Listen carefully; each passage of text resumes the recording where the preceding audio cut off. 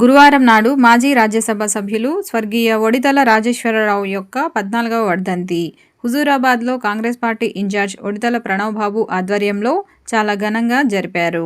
హుజూరాబాద్ పట్టణంలో తన తాతగారైన ఒడితల రాజేశ్వరరావు వర్ధంతి కార్యక్రమంలో హుజూరాబాద్ నియోజకవర్గ కాంగ్రెస్ పార్టీ ఇన్ఛార్జ్ ఒడితల ప్రణవ్తో పాటు హుజూరాబాద్ నియోజకవర్గం కాంగ్రెస్ నాయకులు మరియు కార్యకర్తలు పాల్గొన్నారు.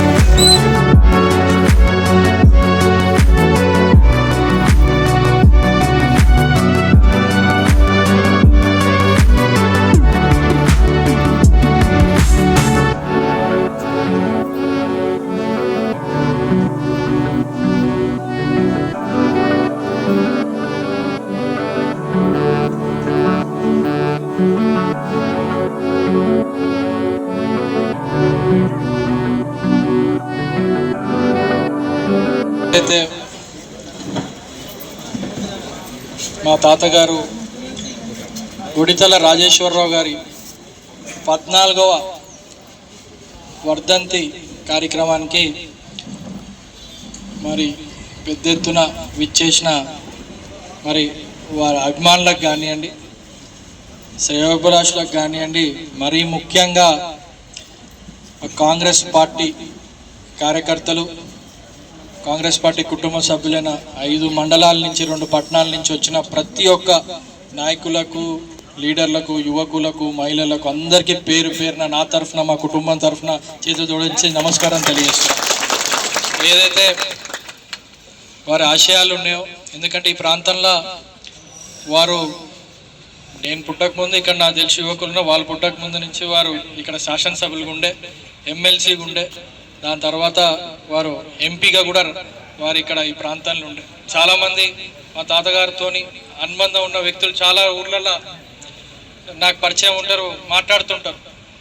ఆనాటి జ్ఞాపకాలు నెవరేసుకుంటూ మాకు తెలియని కొన్ని విషయాలు కూడా, ఎందుకంటే గత సంవత్సరంలో ఊరూరు మనం తిరుగుడు జరుగుతుంది కాబట్టి ఇక్కడ ఉన్న మన నాయకులు, పరిచయాలు ఉన్న వాళ్ళు పరిచయం చేపిస్తూ పెద్ద మనుషులని, ఆనాటి తాతగారి ఏజ్ ఉన్న వాళ్ళు, దాదాపు నెక్స్ట్ జనరేషన్ వాళ్ళు. సో ఇవన్నీ జ్ఞాపకాలు ఇట్లాంటి కార్యక్రమానికి మళ్ళొకసారి చేసుకొని మరి ఆ జ్ఞాపకాలను నెమరేసుకుంటూ మరి వారి ఆశయాలను ఏవైతే ఉన్నాయో, ముఖ్యంగా వాళ్ళు నీళ్ళపైన, కరెంటు పైన, రోడ్లపైన ఇక్కడ చాలా అభివృద్ధి చేసింది. ఎందుకంటే అప్పుడు చాలామంది మేము పెద్దలు కానీ ఇక్కడ ఉన్న అధికారులు కానీ చెప్పేటోళ్ళు, వాళ్ళ దృష్టి ఎప్పుడు నీళ్ళపైన, రోడ్లపైన కరెంటు తీసుకొచ్చే దాంట్లో ఉండే కాబట్టి అదేవిధంగా మరి వారి ఆశయాలను మనం ముందుకు తీసుకుపోతున్నాం. మరి అప్పుడు వారు కాంగ్రెస్ పార్టీలనే ఉండే. ఆనాడు ప్రధానమంత్రి పివి నరసింహారావు గారికి అత్యంత సన్నిహితంగా ఉండే నుంచి ఎప్పుడైనా మనకి నోటిఫికేషన్ వచ్చే సూచనలు ఉన్నాయి కాబట్టి ప్రతి ఒక్క కార్యకర్త ఊరూరా ఖచ్చితంగా రానున్న వారం రోజుల లోపే మీ గ్రామాలకు మేము ఒక ప్లాన్ చేసుకొని వచ్చి, గ్రామానికి వచ్చినప్పుడు ప్రతి ఒక్క కార్యకర్త అందరూ మనం కూర్చొని చర్చించుకొని ఏ రకంగా మీ సూచనలు, సలహాలు తీసుకొని మరి ఏ రకంగా మనం ముందుకు పోవాలి, మన అభ్యర్థిని ఎట్లా గెలిపించుకోవాలి అనే ఒక రూపకల్పన చేసుకుంటూ మరి రేపు మీ గ్రామంలో వచ్చినప్పుడు మీరు అందరూ అందుబాటులో ఉండాలని నేను కోరుకుంటూ, షెడ్యూల్ ముందుగానే చెప్పుకుంటూ ఆ రకంగా మన పార్టీని ఖచ్చితంగా ఏది ఎట్లున్నా మన ముఖ్యమంత్రి గారు అనేక సందర్భాలుగా చెప్పింది, మీరందరూ కలిసి మా ప్రభుత్వంలో కష్టపడితేనే ప్రభుత్వం వచ్చింది. మరి మా ముఖ్యమంత్రి కానీ మంత్రులు కానీ ఎమ్మెల్యేలు ఎవరున్నా మరి మాకు అధికారం వచ్చింది. ఇప్పుడు మిమ్మల్ని ప్రోటోకాల్ అధికారంగా తీసుకురావడం, మీకు ఒక స్థానం కల్పించడం మా బాధ్యత అని చెప్పి ముఖ్యమంత్రి గారు చెప్పినారు. అదే విధంగా ఖచ్చితంగా బాధ్యతగా తీసుకొని ఇక్కడ కాంగ్రెస్ పార్టీ ఇన్ఛార్జ్గా మనం బాధ్యతగా తీసుకొని ప్రతి క్యాండిడేట్ని గెలిపించుకునే విధంగా ఇంతవరకు చరిత్రలో ఎన్నడూ చూడని విజయం మనం రేపు మన లోకల్ బాడీ ఎలక్షన్లో మన హుజురాబాద్ నియోజకవర్గం కాంగ్రెస్ పార్టీ చేయబోతుందని మీకు తెలియజేస్తున్నాం. సర్వే రిపోర్ట్లు కూడా బ్రహ్మాండంగా ఉన్నాయి. ప్రజలు ఏవైతే 6 గ్యారెంటీలు మనం ఇస్తున్నామో వాటన్నిటినీ మంచి రిపోర్టు, ఏదైతే మీరు కూడా ఊళ్ళో తిరుగుతున్నారు కాబట్టి మీకు నాకంటే ఎక్కువ తెలుసు. సన్నబియ్య కార్యక్రమం కానివ్వండి, రేషన్ కార్డు విషయంలో కానివ్వండి, ఇందిరా మిల్లులు విషయంలో కానివ్వండి, ఖచ్చితంగా రైతు భరోసా విషయంలో అయితే కానివ్వండి, ఇవన్నీ విషయాలలో ప్రజలు మన దిక్కున్నారు. ఓటేటందుకు మనం ప్రజల వద్దకి పోవాలి. మనం చేసే ప్రతి కార్యక్రమాన్ని ప్రజల వద్దకు ఒకసారి చర్చించండి. ఊర్లలో మంచిగా తిరిగి ఊరు ఇంటింటికి పోయి అమ్మ నీకు సన్న బియ్యం వచ్చిందా, రేషన్ కార్డు వచ్చిందా అని ఒక నిమిషం 2 నిమిషాలు వాళ్ళతో ముచ్చడి మన కాంగ్రెస్ పార్టీ అమ్మ నీకు ఇచ్చిందని చెప్పి ఈ రకంగా మీరు ఊరూరు వాడవాడ, ఎందుకంటే ప్రతి ఇంటికి ఇప్పుడు మన పథకం 6 గ్యారెంటీలు ఒక గ్యారెంటీ వరకు వచ్చింది. 100% బియ్యం అయితే అందరు తింటున్నారు కదా, సన్న బియ్యం 90 దాదాపు ఊర్లున్న 90% మందికి అయితే మనకు వస్తుంది. సో ఖచ్చితంగా ఇవన్నీ కార్యక్రమాలు ఊరూరు తీసుకుపోవాలి. ఎందుకంటే 10 ఏళ్ళు వాళ్ళు చేయండి, మనం 18 నెలల్లో చేసి చూపెట్టినాం. ముఖ్యమంత్రి గారు పదే అదే చెప్తున్నారు మనకి. కానీ వాళ్ళు ఏం చేస్తున్నారు, సోషల్ మీడియాల తప్ప మీరు కూడా ఆలోచించండి, చర్చించాలి. ఎవరైనా మనతో విభేదిస్తే సోషల్ మీడియాల తప్ప ఏం చేయలేదు అని పదే సోషల్ మీడియాలో మనల్ని బద్నాం చేస్తున్నారు. మరి కళ్ళ ముందే మన లిస్టు చదివినాం. లబ్ధిదారులు ఉండనే ఉన్నారు, ఇల్లు కడుతూనే ఉన్నారు. వాళ్ళకి ఏదైతే కన్స్ట్రక్షన్ స్లాబ్లో కింద బేస్మెంట్ అవుతున్నా కొద్దీ పైసలు పడుతూనే ఉన్నాయి అకౌంట్లో. అప్పుల కుప్ప చేసిపోయినారు బీఆర్ఎస్ కేసీఆర్ ప్రభుత్వం. వారు పెట్టిన స్కీమ్లతో పాటు మరి మన 6 గ్యారెంటీలు కూడా అమలు చేసుకుంటూ ఇప్పుడు మన కాంగ్రెస్ పార్టీ ముందుకు పోతుంది. మరి డబ్బులు ఖర్చు అవుతాయి కదా, మరి డబ్బులు ఖర్చు అయినప్పుడు మరి అప్పుడు సంవత్సరానికి 6-7 వేల కోట్ల మిత్తి కడితే ఇప్పుడు నెలకి 5-6 వేల కోట్ల మిత్తి మనం కట్టబట్టే. అంటే అంత అప్పులు చేసిపోతే అయినా ఇచ్చిన మాట ప్రకారం ఒక్కొక్కటిగా ప్రభుత్వం 5 ఏళ్ళు ఉంటుంది, సంవత్సరంన్నరనే అవుతుంది, ఇంకా 3.5 సంవత్సరాలు మన ప్రభుత్వం ఉంది. అనేక గ్యారెంటీలు ఒక్కొక్కటిగా చేసుకునే బాధ్యత మనది. ఎందుకంటే ఇందిరా మిల్లు 2వ విడత కూడా ఇంకా వారం 2 రోజులనే మళ్ళీ మనకి రాబోతుంది.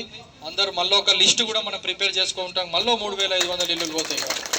ఈ రకంగా ఏవైతే ఆ రేషన్ కార్డులు సాచురేషన్ మోడ్లో పోతాం. ఇంక ఇప్పుడే మొన్న మనం చూస్తున్నాం, మన మహాలక్ష్మి పథకం కింద కూడా మళ్ళీ దాన్ని కూడా ప్రారంభించాలని చూస్తున్నారు.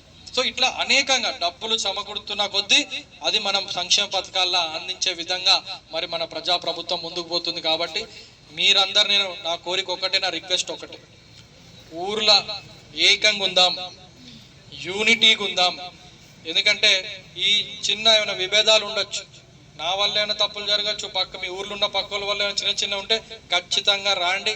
ఒకరోజు అటు ఇటు అయినా నా నుంచి అయ్యేది నాది, మంత్రి దగ్గర తీసుకొని మంత్రి దగ్గరికి ఒకరోజు అటు ఇటు అయినా మీకు అవన్నీ పనులు మనం చేసుకుంటట్టు. అదే విధంగా మన ఐక్యంగా ఉంటేనే ఎదుటి పార్టీ వాడికి గుండెల్లో రైలు పలిగెడతాయి. వాళ్ళు భయపడుతున్నారు వేరే పార్టీ వాళ్ళు. అందుకే ఇందాక నేను చెప్పిన, అటు బీఆర్ఎస్ బీజేపీ ఒక్కటిగా కలిసిపోయినరు. కాంగ్రెస్ పార్టీని ఇక ఓడించాలంటే కష్టం, ఇక ఇద్దరం ఒకటి కావాలని చెప్పి చూస్తూనే ఉన్నారు.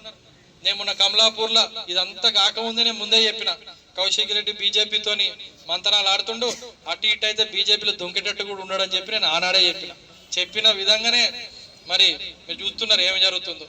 ఈటల రాజేందర్, బండి సంజయ్ ఇద్దరు బీజేపీ వాళ్ళ ఇంటర్నల్ గొడవ, అది ఇంటర్నల్ పార్టీ గొడవ. ఇద్దరు కొట్టుకుంటే మరి కౌశిక్ రెడ్డి ప్రెస్ మీట్ పెట్టి మరి బండి సంజయ్ సమర్థించుకుంటూ అతనికి ఏదో అవత్తాసు పలుకుతున్నట్టు, బండి సంజయ్కి తరఫున కౌంటర్ ఇచ్చినట్టు మన ప్రెస్ మీట్లో మాట్లాడబట్టే. ఎందుకు మాట్లాడుతుండు? ఈటల రాజేందర్ గారు గర్వాపసి, కౌశిక్ రెడ్డి ఏమంటుండు గర్వాపసి అంటుండు కదా, దాని అర్థమైంది. ఈటల రాజేందర్ గారు కూడా గర్వాపసి కేటీఆర్ గారితో ఎప్పుడో కలిసిందని మనం చూస్తున్నాం సోషల్ ఏది న్యూస్లలో. మరి వారు టీఆర్ఎస్లో వస్తారు, మరి నాశంగా అవకాశవాది. అతనికి ఏంది ఉద్యమకారుడా లేకపోతే ఏమన్నా ఉద్యమంలో పార్టిసిపేట్ చేసిండా? మాటలు చెప్పుడు తప్ప ఏం చేసిండా? ఉద్యమకారులు మరి రాళ్ళు వినోడు. మరి అట్లాంటి అవకాశవాది. రేపు ఈటల రాజేందర్ బీఆర్ఎస్కి వస్తే మరి నా పరిస్థితి ఏందని చెప్పి బీజేపీ కూడా ఇప్పుడే లైన్ బండి సంజయ్ కుదుర్చుకుంటున్నారు. అంటే వాళ్ళకి ఎంతసేపు రాజకీయ లబ్ధి తప్ప, రీల్స్ చేసుడు రాజకీయ లబ్ధి తప్ప, ప్రజల సంక్షేమం కోసం ప్రభుత్వంలో మనం ఉన్నాం. చిత్తశుద్ధి బాధ్యత మనం తీసుకోవాలి. గ్యారంటీలు అమలయ్యేంత వరకు మన బాధ్యత. సో ఖచ్చితంగా అందుకే కౌశిక్ రెడ్డి కూడా తెలియని విషయం ఏంటంటే ప్రెస్ కాన్ఫరెన్స్ పెట్టి ఎన్ని మాట చుట్టుపక్కల వాళ్ళు మనతో టచ్లు ఉన్నారు. సార్ మేము వస్తాం ఇతను ఉన్న పార్టీ వాళ్ళనే వాళ్ళు ఇతను బాధ ఎప్పుడు పడలేకపోదామని చెప్పి అందరితోని ఇక్కడ చాలా మంది నాయకులు కూడా తచ్చుకున్నారు. వాళ్ళు వచ్చి చెప్తున్నారు నాకు, సార్ అతను వస్తా అంటుండు, ఇతను వస్తా అంటుండని. మరి బీజేపీ పార్టీ వాళ్ళు రాండి, మీరు అందరు రాండి అంటున్నాడు. వస్తాడు ఇతను చూసి. ఆ బీఆర్ఎస్ పార్టీ అనేది అయిపోయా మునిగింది. ఎప్పుడైతే తెలంగాణ తీసేసి టీ తీసేసి బి పెట్టిండో ఇక అప్పుడే నాశనం అయిపోయింది. తెలంగాణ ప్రేమేముంది? తెలంగాణ అంటే ప్రతి ఒక్కరు ముందుకు వచ్చిండ్రు. పెద్ద మనుషులు, యువకులు, ఏదైతే అధికారులు అందరు ప్రతి ఒక్కళ్ళు జేఏసీలు అని చెప్పి మహిళలు పార్టీలకు అతీతంగా వచ్చిండ్రు. మరి నీ స్వభావం అయిపోయింది, నువ్వు అంతా మంచిగా నిండింది నీ కడుపు. ఇక ఇప్పుడు దాన్ని టీ తీసేసి బి పెట్టి నాశనం అయిపోయాయి. ఇప్పుడు పాపం అక్కో దిక్కు, చెల్లే దిక్కు, అన్నో దిక్కు, ఇక పెద్ద మనిషి ఏమో ఇబ్బంది పెడుతుండ్రు వీళ్ళని చేసుకుంటా. అతను బయటికి వస్తలేడు. మరి పదే పదే మన ముఖ్యమంత్రి గారు చెప్తుండ్రు, అరే మీతోని కాదా బాబు, మీరు ఏంది మీతోని? ముఖ్యమంత్రి అంటే గౌరవం, ఒక స్టేచర్ ఉంటుంది. మా ముఖ్యమంత్రి ధీటుగా మాట్లాడాలంటే మరి ఇంకో పార్టీ అధ్యక్షుడు మాట్లాడాలి. నువ్వు అధ్యక్షుడువా? నువ్వు ఇష్టమైనట్టు మాట్లాడితే మేము ఎందుకు సమాధానం చెప్తారు ముఖ్యమంత్రి? ఇవన్నీ ఇక్కడ కౌశిక్ రెడ్డి కూడా మాట్లాడతారు, బయట ముఖ్యమంత్రి తిడతారు. అక్కడ నీ బాసే కింద పైన కొట్టుకుంటేనే పట్టించుకుంటలేరు. నువ్వు ఏంది? నువ్వు పీనువి, నువ్వు నిన్నోడు పట్టించుకుంటాడు. నువ్వు బీజేపీతో మంత్రాలు ఆడేది అంత విషయాలు మీ బాసులకు కూడా తెలుసు, అందుకని దూరం పెట్టినరు. సో నేను చెప్పేది ఏంటంటే ఇవన్నీ రాజకీయ పరిణామాలతో కాంగ్రెస్ పార్టీ చాలా బలంగా ఉంది. ఎందుకు చెప్తున్నా అంటే మీ అందరికీ ఇవన్నీ పరిణామాలు ప్రజలు గమనిస్తున్నారు. కాంగ్రెస్ పార్టీ బలంగా ఉంది, మన కార్యకర్తలు బలంగా ఉన్నారు, సర్వే రిపోర్ట్ కూడా అట్లనే ఉన్నాయి. ఒకటే ఇప్పుడు మనం చేయాల్సింది ఐక్యంగా ఉండి రేపు ఎవరున్నా ఏం చేసినా మనం మన సీట్ మనం గెలిపించుకోవాలి. అవకాశాలు వస్తాయి. ఇవాళ కుర్చీ ఒకటే ఉంటుంది, ఇచ్చుడు మనం ఒక్కొక్కరికే ఇస్తాం. ఆశావాళ్ళు ఉంటారు, వాళ్ళకు కూడా మనం ఏ రకంగా వాళ్ళ అకామిడేట్ చేసుకోవాలి, ఏ రకంగా వాళ్ళకి మనం చేసుకుందాం అనేది చర్చించి, ఎందుకంటే రొటేషన్ ఇంకా మన ప్రభుత్వం మినిమం 3.5 సంవత్సరం ఇంకొంది. రాబోయే 2 టర్మ్ కూడా మనమే ఉన్నాం. ఎవరున్నారు? బీజేపీ పట్ల ఐక్యం లేదు, ఇక్కడ కాదు రాష్ట్రంలో లేదు, మీరు చూస్తున్నారు. టీఆర్ఎస్ పార్టీ నేను చెప్పిందే, వాళ్ళిద్దరు కలుస్తారు, ప్రజలు నమ్మరు. అందుకే మనకి ప్రభుత్వం అప్పచెప్పింది మన చేతిలో. ఎంపీ సీట్లలో 0 వచ్చిందా లేదా? డిపాజిట్లు కూడా పోయినాయి కొన్ని చోట్ల. సో అందుకని మనం గట్టిగా ఉన్నాం, మనం ఐక్యంగా ఉండాలి. రేపు ఏది ఎట్లున్నా మనం గెలిపించుకుంటే మీ ఊర్లో ప్రోటోకాల్ మనకు ఉంటుంది. ఇప్పుడు ఏం చేస్తున్నాడు మీకు కూడా ఇవన్నీ ఎందుకు చెప్తున్నా అంటే ఇవన్నీ రాబోయే రోజులు ఇప్పుడు జరిగేటివి. మీకు కూడా ఏం చేస్తాడు, ఇక కౌశిక్ రెడ్డి కానీ ఎవరు కానీ మీకు ఫోన్లు వస్తుంటాయి, ఎమ్మెల్యే నువ్వు రా, నేను చూసుకుంటా రా, అన్నీ తేనె పూసిన మాటలు అనమాట. అతనికి అలవాటు కదా, భుజం పైన చెయ్యేస్తాడు. తిరుపతి అన్న భుజం పైన చెయ్యేస్తే కరిగిపోతారని అనుకుంటాడు, కానీ తెలియదు ఆ తిరుపతి అన్న గురించి. ఎంత లంగదందాలు చేసినా తిరుపతి మొత్తం తెలుసు అతని గురించి. అంటే ఎగ్జాంపుల్ చెప్తున్నా. ఇవన్నీ ఎన్ని వేషాలు ఎత్తారు కాబట్టి మీరు జాగ్రత్తగా ఉండండి. మీ పక్కన కూడా చెప్పండి, మనం గెలవాలి. ఆ వారం రోజులు ఎలక్షన్ టైంలో వాళ్ళు మనల్ని ఇట్లనే గెలకడందుకు ఇవన్నీ చేస్తుంటారు. గట్టిగా ఉండండి. వాళ్ళు ఓడిపోతున్నాం భయంతో చేస్తున్నారు. మనమేమో ప్రజలు, మన సంక్షేమ పథకాలు, ఆ ధైర్యంతో మనం పోతున్నాం. వాళ్ళు ఓడిపోతున్నారని చెప్పి ఇలా విడదీయాలి. అగో గట్టిగా ఉన్నాడు ఈ ఊర్లో, ఇక మనం గెలవలేం కావచ్చు అని చెప్పి వాళ్ళు ఇద్దరు విడదీసేటట్టు వాళ్ళు ప్రయత్నాలు చేస్తున్నారు. సో అందుకని ఈ సెంటిమెంట్ డైలాగ్ కొడతాడు మళ్ళా ఇక లేడీస్ సెంటిమెంటు ఇక ఏం చేస్తాడో ఇవన్నీ ఇప్పుడు ఎవరు నమ్మేటట్టు కూడా లేరు. మీరు కూడా చెప్పాలి. చివరిగా నేను చెప్పేది ఏంటంటే పార్టీ బ్రహ్మాండంగా ఉంది మన రాష్ట్రంలో. నాయకత్వం మన రేవంత్ రెడ్డి గారు దమ్మున్న నాయకుడు. దేశంలోనే టాప్ 3లా మన రేవంత్ రెడ్డి గారు పర్ఫార్మింగ్ ముఖ్యమంత్రిగా ఉన్నారు. దేశంలో టాప్ 3లా మన ముఖ్యమంత్రి గారు ఉన్నారు. ఎందుకంటే కులగణన తీసుకొచ్చి బీసీ రిజర్వేషన్, ఎస్సీ కేటగరైజేషన్ తీసుకొచ్చి ఉపకులాలకు మన అసెంబ్లీలో బిల్లు పాస్ చేసిన ఒక పెద్ద ఘనత కాంగ్రెస్ పార్టీ. మరి రాహుల్ గాంధీ గారు ఆదేశాల మేరకు దమ్మున నాయకుడు కాబట్టి రేవంత్ రెడ్డి గారు మరి ఎందుకో చేయలే. మరి 10 ఏళ్ళు మరి కేసీఆర్ గారు ఎందుకో చేయలే. బీజేపీ వాళ్ళు వాళ్ళు ఎందుకో చేయలే. సో ఇది తేడా ప్రజలు గమనిస్తున్నారు. ఇవన్నీ మనం వివరించాలి. ఏం జరుగుతుంది, కళ్ళ ముందు ఏమవుతుంది అనేది మనం వివరిస్తే ఖచ్చితంగా ప్రజలు అర్థం చేసుకుంటారు.